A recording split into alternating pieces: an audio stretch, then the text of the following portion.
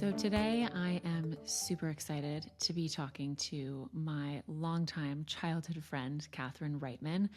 We've known each other for pretty much, I want to say my entire life, but we are now adults and mothers, and I'm really excited to talk to her about motherhood, about being a working mom, her show, Working Moms, and also about something that she's really passionate about talking about, which is her youngest son, Liam's diagnosis with PANDAS. So we're going to talk about that, and I'm really excited to connect with her. I know that one of the big reasons we wanted to come on here and talk today is about just spreading awareness about PANDAS, which we want to talk about. And I also, before we jump into that, which is such a big part of this conversation, I also want to just talk about you as a mother and creating a show like you did and having that be so successful, commuting back and forth, being a working mom yourself. I watched my mom being a working mom my entire life, but then also you creating this show that hit such a cultural nerve, and that you did with your husband, that was like, for me to watch was so exciting. And I watched it before even becoming a mother, so that says something. But I want to talk just about what that was like for you. Like, what was that like, creating that, doing it with your husband, and also children? And then the children.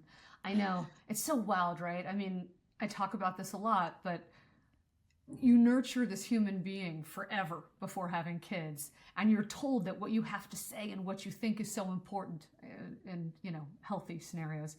And then you have kids, and this thing happens where I don't know if it's hormonal or just communally, the way what people expect from you, but it's like the baby comes out, and on the way out, his little foot or her little foot like hits a switch, and you're no longer the priority. You're no longer important. Mm-hmm. And all of your priorities, all of your dreams, all of your aspirations, everything that made you sexy and smart and profound, take a backseat, and your only focus is your kids. And I had a really hard time with that, Katherine. I was not okay with that switch. I'm still medium on that switch. Well, what was that like for you when you felt that switch? I mean, you talk about it when your child comes out, but I mean, for so many different people, it hits them when they go back to work. It hits them when they're,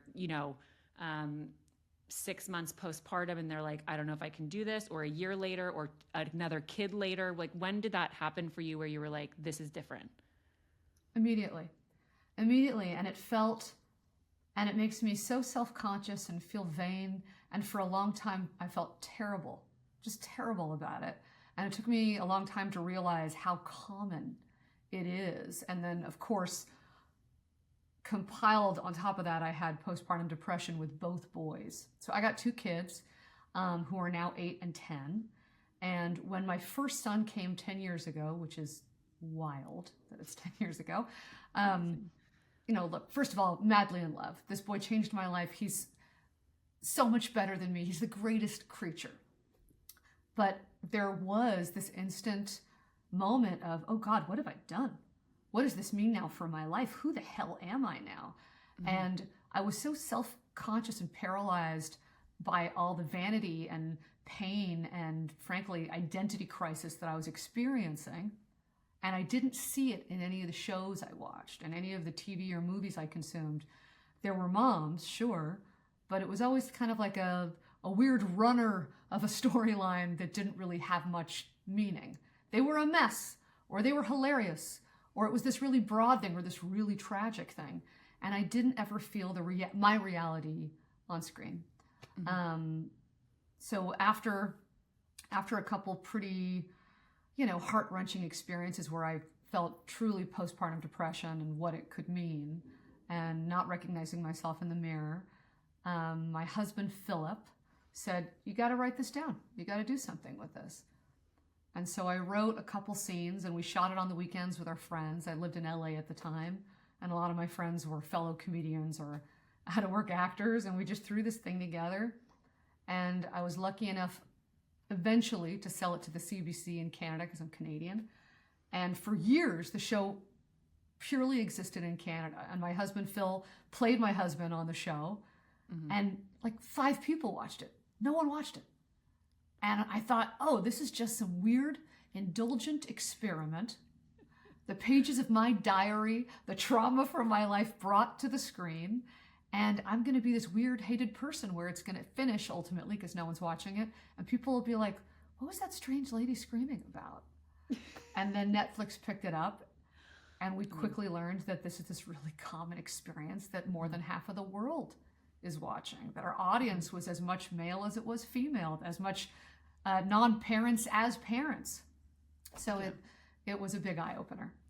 I mean, it was also something that I feel like was so relatable, even if you had friends who you saw experiencing motherhood or parenthood in whatever format they were experiencing it, with a newborn, with, on their third child. Like, everyone's experience is so different and so unique that I feel like your show really captured that, that kind of difference of, what motherhood or what parenthood is with your relationships, with your friends, with your children. Like, there's so much there that it brought such light and comedy to the whole situation. But I mean, taking your experience with postpartum depression and turning it into action is not something that comes naturally to everybody. Postpartum depression for a lot of people is, you're paralyzed in whatever struggle or experience you're dealing with. And it's also so different for every single person. You have postpartum depression, postpartum anxiety, there's postpartum psychosis. There's so many things that I've learned since entering into motherhood myself, and also doing this BDA Baby show, that I've talked to so many different people who've experienced things in different ways. But taking your experience and your feeling after having two boys and turning it into a show, was that therapeutic for you, or was that frustrating for you? What was that like? Oh, it was so therapeutic. It was cathartic. I've never had such catharsis where it was like everything I was feeling. Like I started realizing that if I was having an unusual experience, I should probably write it down and try to find the funny in it, because there usually is. Philip and I, my husband and I, have this thing where we're like the best realist experiences in life have all the colors. Meaning they've got some dark and scary, they've got big funny, they've got suspense, they had all the colors, right? And so I started writing down all the colors, all these moments I was feeling and the stigmas attached because of being a mother. Because for whatever reason, if you feel something unusual as a mother, it is 10 times bigger. Like, look, I watch all sorts of, I'm just going to compare it to TV for a minute, but I watch all sorts of male protagonists, right? I watched Walter White in Breaking Bad. I watched John Hamm in Mad Men. I've seen so many male protagonists who are deeply flawed, really controversial characters, and I rooted for them. And I was forgiving of their behavior. And when it comes to women, but particularly mothers, we're not given the same forgiveness, not the same second chances. In fact, the majority of the notes I received for the first few years, until it was a really well-supported show, was that our characters weren't likable enough. And I was like, of course they're not. We're making huge mistakes. We're I think, representing the population, what real mothers look like. We're, bigger and louder and saying the things that a lot of people are thinking, but that was the intention. When I would see the show, I would watch the show, and then also to see it grow and have this like huge boom of people watching it, talking about, oh my gosh, this crazy scene in it, or talking about, right. The characters in it, like all of the craziness. And then me watching somebody that I grew up with creating this for women, but also for mothers and for couples and just people embarking on this new journey of parenthood was, for me, it was a proud moment for me. I was like, this is awesome. Like, this is something that you're bringing light to and humor to and bringing people together to watch. And it made me so proud of you and like your whole family that this was something that you put out there. But I'm sure now, taking a step away from filming it all the time and looking back at your whole experience there, what do you feel like was your biggest takeaway or kind of life lesson with it, aside from like the beaming pride that all of your family and friends had from it? Catherine, it was such a wild ride because during this voyage, my life changed so dramatically. I know people say that when they have like a hit show or something, but I lost my dog, I lost my father. The order of that was no indicator of importance. Both very important to me. But of course, Daddy being the big one.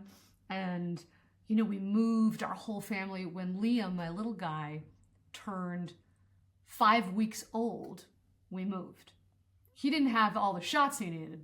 Don't come for me. But he didn't even have all his shots yet. We got on a plane. We had to because of the schedule. And I had been, so excited to finally, you get this opportunity, you get this green light, and you pack up your stuff and you go. Mm-hmm. And we moved to Toronto, and Philip, my husband, was so wonderful through the whole thing. And we had 2 dogs, and I had a 2-year-old Jackson, and we started our whole life. We didn't know what was going to come of it. Like, we rented a house month by month. We didn't know what the future held.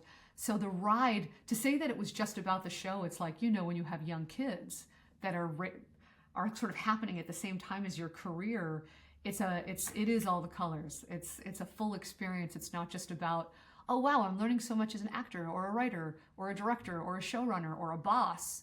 I was learning so much about how to be a wife and working with my husband, how to be a mom that was present and not exhausted on the weekends. All these little things that became the real picture. Yeah. I want to talk about PANDAS. You've talked to me about it. This has been a wild journey that since learning about this from you, I've of course started talking to all of my friends about it. And just the diagnosis, the process of that as a mom, it's such a rare condition. So first let's talk about what PANDAS is and then go into the experience with Liam. You bet. And I just want to preface this with, I'm by no means an expert on this subject. I'm just a mom learning as I go here. But PANDAS and PANS are sort of the 2 autoimmune disorders that I'm talking about today here. It's PANDAS is an acronym that stands for Pediatric Autoimmune Neuropsychiatric Disorder Associated with Strep Throat, meaning your child, in the PANDAS case, can get strep throat, and as a result of it can have an immune response, an autoimmune response where their brain swells and the behavior you'll witness is very different from the kid you've known. PANS similarly can have similar symptoms, but I should say that the symptoms vary greatly from case to case. My PANDAS is different than your PANDAS, right? Like, we all have sort of different symptoms, but PANS is the same, except it could come from it could come from COVID, it can come from basically all of the big hits outside of strep throat can give you PANS. So it's been a very frustrating journey, I'll say, because there's such little information out there on this thing.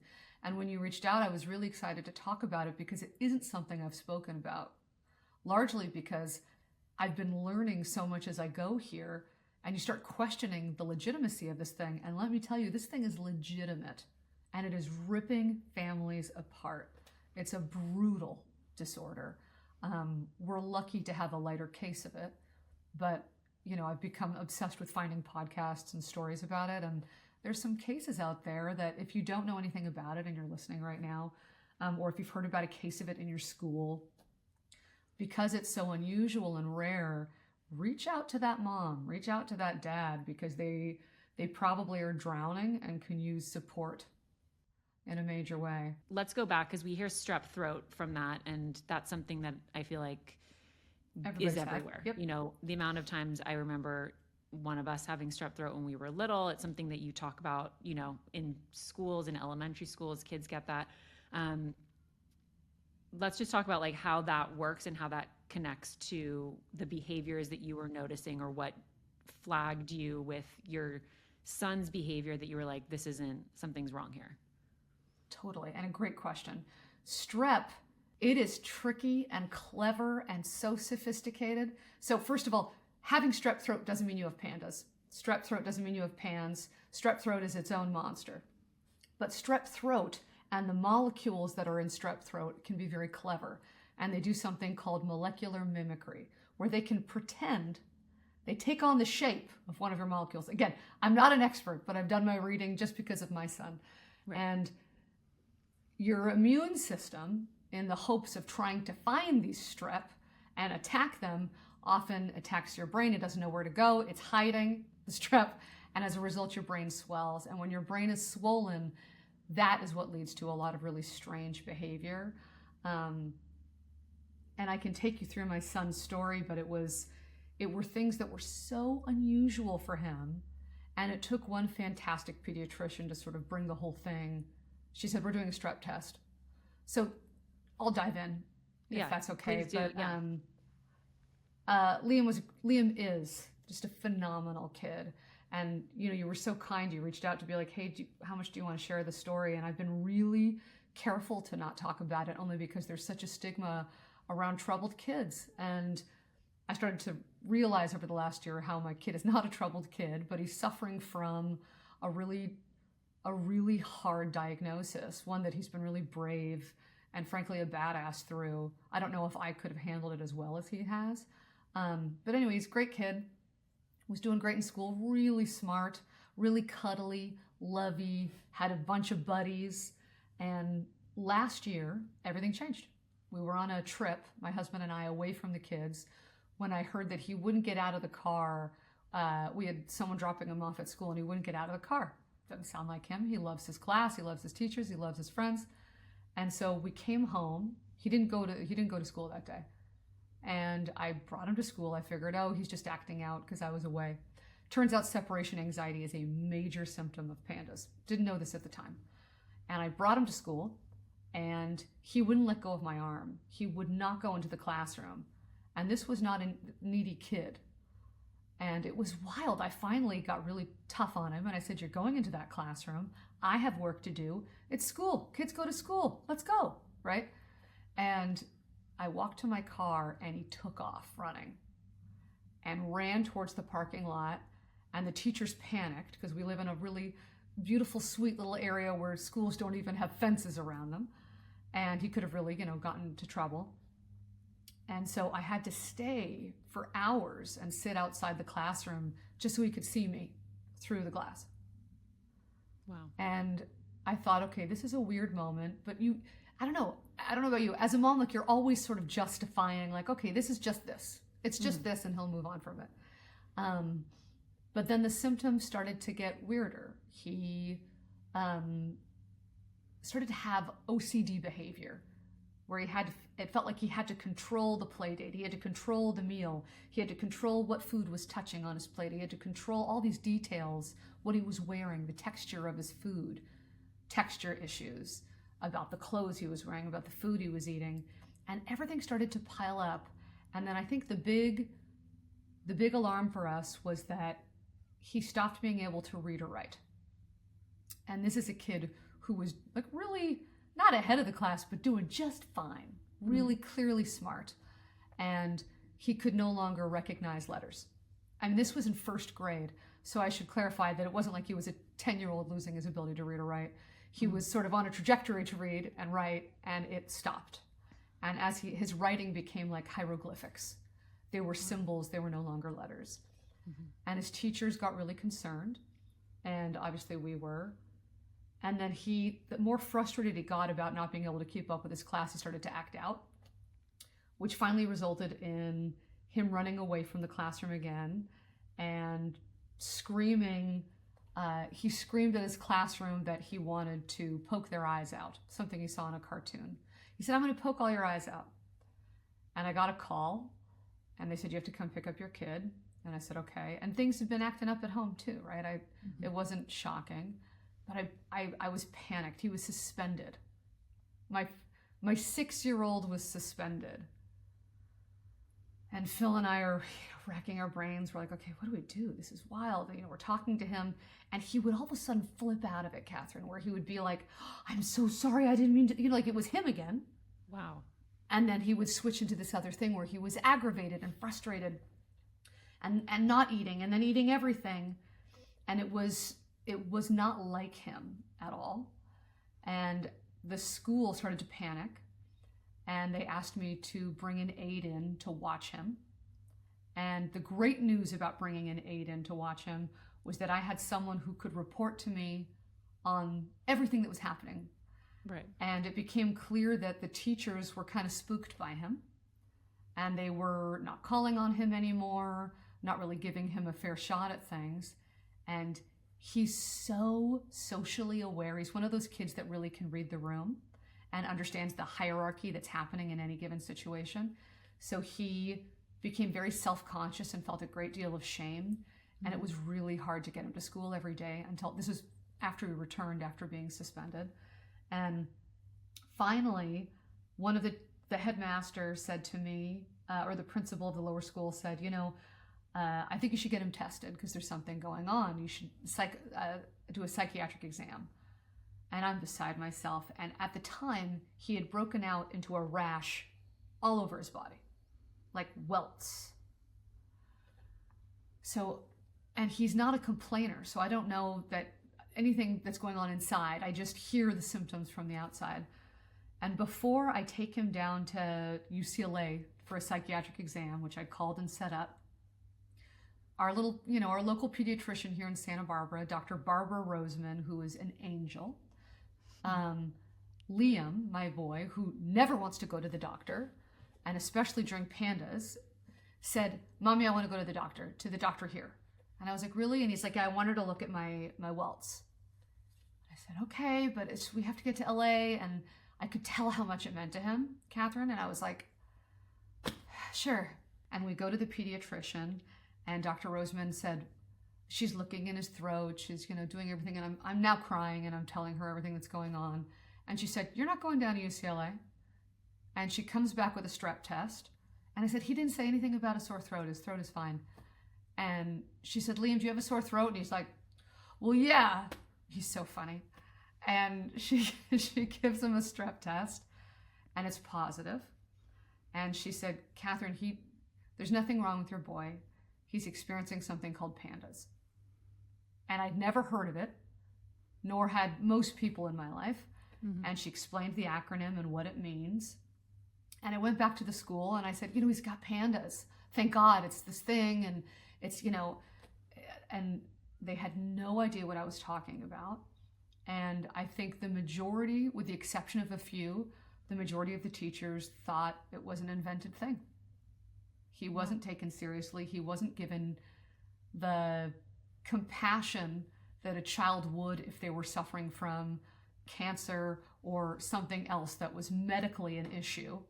This was a medical issue where my 6-year-old's brain was swollen and he had lost his ability to read or write. And he was not given, I believe, and I'm sure I'm not alone in this situation, where he was not given compassion.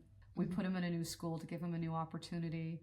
And this new school, which happens to be a public school, has been phenomenal. It's a night and day story. Wow. He's reading and writing again. He's got an incredible group of friends. His teacher loves him. So that has given me a lot of hope.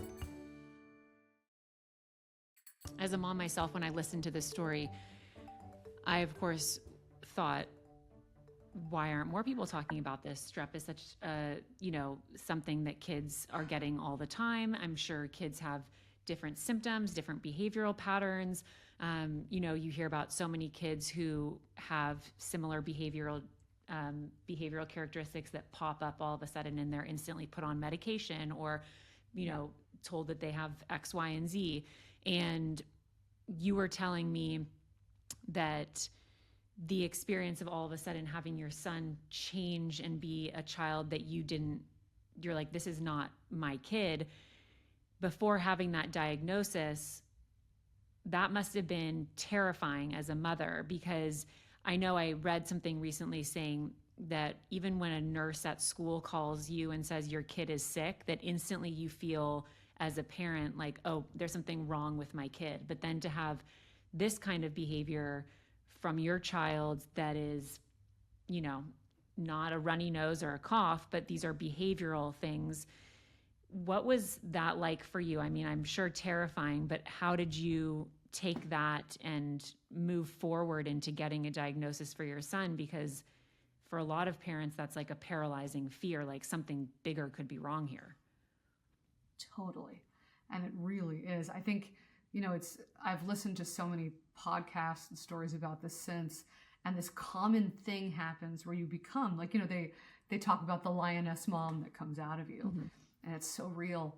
It's so real because you don't know, especially in my case, my boy was only 6. He'd been in first grade only a couple weeks at that point when the symptoms started coming. And he was so helpless in it. And I was lucky enough to see real moments in between the symptoms where I could see he was a prisoner of this thing. He was the victim of this thing. And because behavior and naughty behavior is so frowned upon, especially in particularly strict schools where they, want kids to behave a certain way, and really that's universal, right? But I had such compassion for him, and it was relentless compassion. I feel very lucky because I never felt anything but he is the victim of this thing. I never changed how I saw him.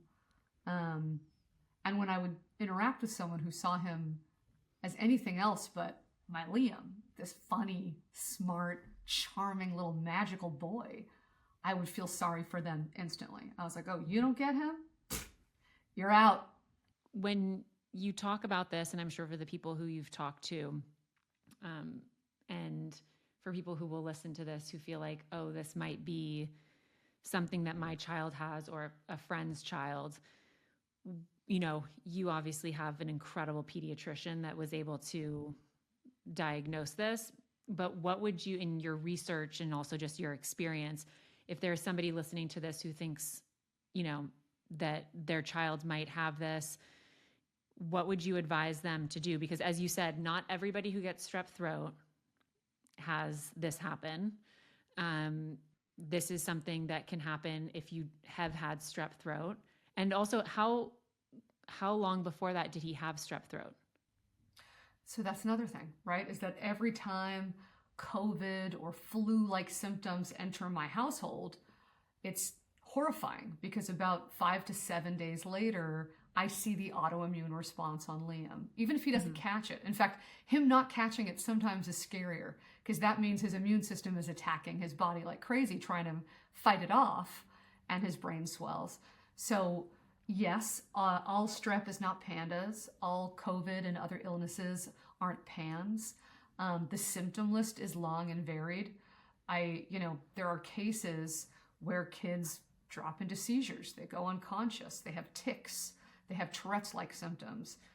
Insomnia is a major one, which thank God Liam doesn't have. There are, a lot of kids start wetting the bed again. They stop eating. There has been, it's one of those things where I don't want to tell people to look it up because the symptoms are so varied that you'll be like, oh, well, my kid definitely has that. Right. And the truth is that if your kid is experiencing PANDAS or PANS, you will know it. You will know it because the behavior is unlike anything you saw weeks prior. There are kids who hear voices. I mean, it's when your brain swells, the behavior can be really chilling, Katherine. It can be freaky. And separation anxiety was sort of the big indicator for us. Him no longer wanting to go to school and in fact feeling trapped like he was in a haunted house if he had to stay at school. Me trying to put him down, he's a real mama's boy. We usually switch off with the kids, like who puts the kid down each night. Mm-hmm. And it was all mommy all the time for a while, like where he wouldn't let me out of his bed. So those things that didn't feel like him to us. Mm-hmm. They weren't familiar. A lot of people say that PANDAS symptoms are your kid's worst qualities blown up to the 10th degree. So it's not, he's kind of controlling. Now he has OCD, right? And I think what's so scary for so many is that you go to medical professionals in the hopes that they'll be diagnosed and you'll be given a path forward and some medication and a pat on the back, and you're looking at 6 to 8 weeks or whatever, and you're in the clear. And it's just not the case with PANDAS. In our experience, and by the way, we go and see a specialist down at UCLA. We, of course, have our wonderful pediatrician here, and both validate that PANDAS is real. Both have thousands of PANDAS cases that they treat. and both can't really give me tangible, hard, concrete paths to helping him. There's temporary solves, and those are varied also depending on your kid's symptoms. Like, look, the antibiotics really worked for the hard year we had, and I'm grateful that we're no longer on them and that he's fine, but it's different for each case. What were the other changes that you had to implement in your life? I know that you mentioned to me that you, as a family and as a household, have made certain choices that are, as a family, what you guys choose to do to help Liam and to allow him to not be on antibiotics all the time, but to also reduce the swelling of his brain and not have him have these behaviors come to surface anymore. Totally. And there's a lot of evidence that suggests that this is that the gut bio, that what's happening in their tummies has so much to do with what's happening in their brains. And I guess there's more and more, look, again, I'm no doctor, but there's a lot of evidence suggesting that the brain-gut connection is legitimate and huge. And so our doctor, our specialist at UCLA said, look, if you can, you should go gluten-free and just try it out. And we did, and it was pretty remarkable. There was a huge change. It made a very cranky husband and older brother, but it works. And I would say that the gluten in this country is atrocious. Right. We went to Europe this summer for a few weeks. We were in Paris and London, but specifically Paris, where we were told by doctors, like, oh, you can eat the bread, you can eat the croissants in Paris, and there won't be the same reaction, you'll see. And we did. We let Liam go ham. We're like, eat whatever you want. And we did a bakery tour, and Catherine, he ate like 6 brioches, 6 croissants, a full baguette. Like, we went nuts, and there was no reaction. That's incredible. And so it's incredible. And not to bore you to tears, but there is, like what they're putting to keep the weevils away from the wheat. Yeah. So that the gluten is, it's toxic, and the GMOs involved. So anyway, we're gluten-free as a house, and we cheat occasionally, but it's been remarkable what it's done for Liam. For your older son, I always, when you see or hear certain situations like this where, the younger one is experiencing something, gluten, of course, is not what I'm referring to, but just the impact that it has on your family, the changes, of course, before you even got a diagnosis, the stress on you as a mother, the concern, the worry, whether it's PANDAS or something else. When you experience that with one child, your whole family feels it. What was that like for you as a mom to support your older son in him being a great older brother, but also allowing him to live his life and not feel like, super affected by what was going on with his younger brother? It's a great question. And, I'm really lucky.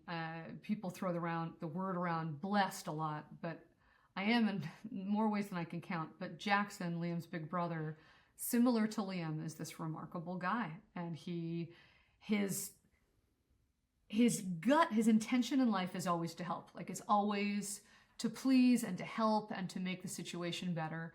And so he always has been trying to, bring the best out in Liam and protect his little brother. And he absolutely goes on play dates and sleepovers where I tell him to go eat a big piece of pizza and a cheeseburger. And he has a big, full life. But I have no doubt that the first few months as we were diagnosing Liam or learning of the diagnosis, it was really complicated in our house, and he saw the differences. In some ways he benefited, right? Because it was like, there's no nannies, there's no more work. It was just mom and dad and Jackson and Liam, and we were all hands on deck, and we were giving them our full attention. And so in some ways he was like, all right, mom and dad are back. Yeah, exactly. And then, although I would argue that, when I'm distracted and really happy at work, the nanny really lets them get away with stuff. But there were some big changes, and he had to, and I think he was also just genuinely worried about Liam the way we all were, because Liam would react to things in ways that were unrecognizable to the Liam we knew. And I think there's a huge sense of relief now that we have our Liam back for the most part, and that he's the funniest guy in the family, right? Like Liam makes his big brother laugh, Liam makes us laugh. Like I think what was so heartbreaking about it, as it must be for all parents, is that all the magic that you see in your kid is being suppressed, is being dampened by this thing that doesn't really have a path out. Mm-hmm. And so you can find all these like little things to help, all these little things to help you, and they're growing more and more by the day. So again, I can't speak to all of them, but for Liam, we felt so helpless for so long, and when he started to come into the light a bit more, it was such relief for all of us. Would there be any place or resources that have helped you a lot for someone who might be listening to this and think that their child might have this? We have talked a lot on here on BDA Baby just about the importance of finding a medical professional, if it's a pediatrician, if it's an OBGYN, whatever the doctor is, that you feel hears you and sees you. You're really blessed to have your pediatrician who was able to diagnose that and say, this is not, this is what this is, and let me give you clarity on it. So I think the advice that you're giving people of finding someone who will listen to you and give you a correct diagnosis. But beyond that, if your child's diagnosed with PANDAS, if you know somebody, it's not something that it's talked about that much, and your goal of creating awareness around it is so important and impactful. But are there support groups? Are there things that you found to be, helpful in your journey from not knowing what this was to having a totally new routine implemented in your life for your family? I'm sure there are support groups. I'm not part of one. I felt it was a very isolating journey personally. And again, if this magical champion of a pediatrician hadn't called it out, I don't know how long I would have, because the usual story is that you go for years and you just think that there's something wrong with your kid. He's a bad kid. He keeps behaving so badly. What's wrong with my kid? And that isn't, most schools will only double down on that. They're not looking for troublemakers. They're not looking kids who are going against the grain and who won't sit still and who just won't eat the lunch and sit there. And, it can be really hard to find a champion. I think going online, as dangerous as that is, and finding PANDAS communities, for me, I just looked for podcasts about it, because once I started hearing a bunch of different stories, even the ones who had nothing to do with the symptoms I experienced with Liam, I felt so much lighter on my feet, where I was like, oh, this is a real thing. There's so many people experiencing it, and everyone's got their tips. The way I, gluten-free and good sleep and antibiotics if you're with the right doctor, everyone has the tips that work for their particular kid, that may or may not work for yours. But finding good doctors, I know UCLA has a phenomenal staff for it, just specifically dedicated to PANDAS. But I believe there's one on the East Coast too. There's a few places that are absolutely dedicated to PANDAS and PANS. So I would look into those. I wish I had more specific websites to give. But again, I don't think of myself as an expert. I just think of myself as a harrowed tale. It's incredible that you're using your voice and your platform to share your experience and also, in turn, help other parents and families feel less alone in their journey. So it's awesome. Thank you for saying that, Catherine. Thank you so much to Catherine Reitman for joining us today and for talking to us all about working moms, being a working mom, and of course, her son Liam's diagnosis with PANDAS. And thank you to Catherine for taking time to join us today.